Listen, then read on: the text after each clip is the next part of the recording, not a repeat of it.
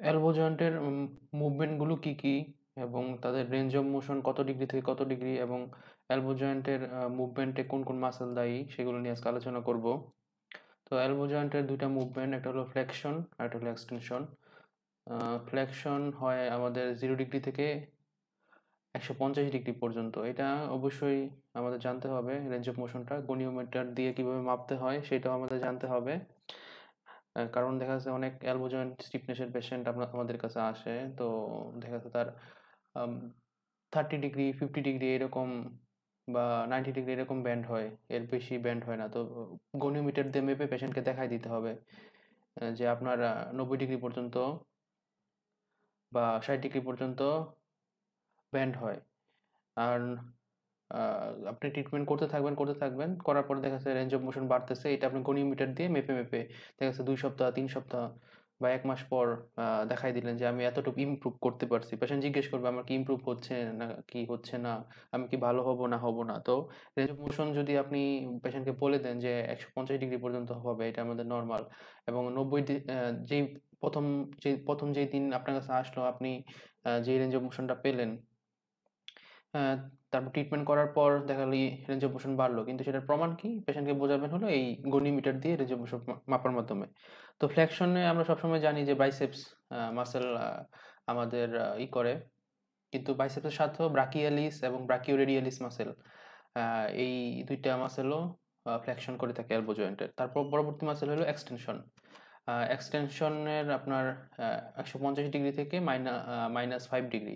এই -৫ ডিগ্রি দেখা যাচ্ছে ফিমেলদের ক্ষেত্রে বেশি হয়। কারণ ফিমেলদের এলবো জয়েন্ট বেশি আ ফ্লেক্সিবিলিটি থাকে এবং হাইপার এক্সটেনশন হয়। তো মেলদের ক্ষেত্রে সেটা 0 ডিগ্রি পর্যন্ত ১৫০ ডিগ্রি থেকে 0 ডিগ্রি। আর এই এক্সটেনশন করে থাকে হলো ট্রাইসেপস ব্রাকাই মাসল। আমি সবগুলোই নিয়েছি আ এই এই বইটা থেকে। এখানে যে বইটার নাম দেওয়া আছে আপনারা চাইলে এখান থেকে এই বইটা থেকে আপনারা ডাউনলোড করে দেখে নিতে পারেন। যেমন এই যে এলবো ফ্লেকশন, বাইসেপস ব্রাকিয়ালিস, ব্রাকিওরেডিয়ালিস এই যে এটা বাইসেপস ব্রাকাই মাসল, এটা হলো ব্রাকিয়ালিস মাসল, তারপর এটা হলো আমাদের ব্রাকিওরেডিয়ালিস মাসল। এই ৩ টা মাসেলই আমাদের এলবো জয়েন্টের ফ্লেকশন করে থাকে। আর এখানে ব্রাকিয়ালিস এবং বাইসেপস ব্রাকাই মাসলের নার্ভ সাপ্লাই হলো মাসকুলোকিউটিনিয়াস নার্ভ যার রুট ভ্যালু হলো C5 C6। আম আর এখানে ব্রাকিওরেডিয়ালিস আ মাসলের রুট ভ্যালু হলো C5 C6 যেটার নার্ভ হলো কি রেডিয়াল নার্ভ। এটা আপনারা জেনে রাখবেন কারণ এটা পরবর্তীতে যখন প্র্যাকটিস করবেন অনেক উপকারে আসবে।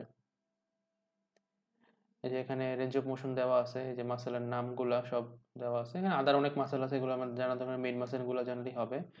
এখানে অরিজিন, ইনসারশন, ফাংশন সবগুলোই দেওয়া আছে। তারপর এলবো জয়েন্টের এক্সটেনশন হলো ট্রাইসেপস ব্রাকাই। এই যে ট্রাইসেপস ব্রাকাই মাসল এটা আমাদের।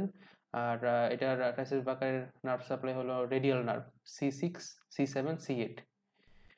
এই যে এখানে ১৫০ ডিগ্রি থেকে -৫ ডিগ্রি। এখানে many people specially females will have hyper extension of elbow.